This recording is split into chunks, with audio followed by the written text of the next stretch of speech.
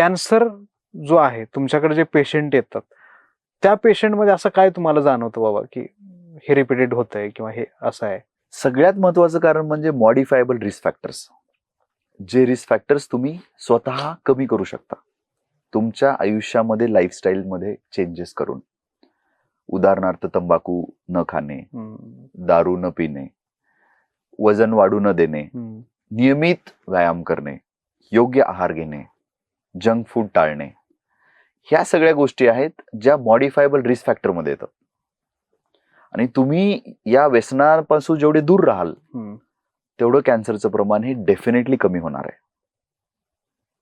तर लातूर सारख्या ठिकाणी आम्ही हे बघतो की तोंडाचा कॅन्सर खूप जास्त कॉमन आहे, कारण तिथे टोबॅको, तंबाखू ह्या गोष्टी खूप कॉमन आहेत.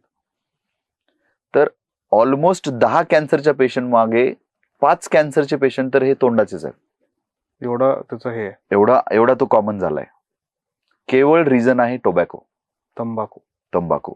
आपण किती ऍडव्हर्टाईज करतो की बाबा तंबाखू, त्याच्यावर फोटो लावतो आपण ऍक्च्युली. एवढं लावून सुद्धा लोक ते खातात. आणि तसेच पेशंट आम्ही बघतो रिअल लाईफ मध्ये. एक्झॅक्टली तसे पेशंट असतात.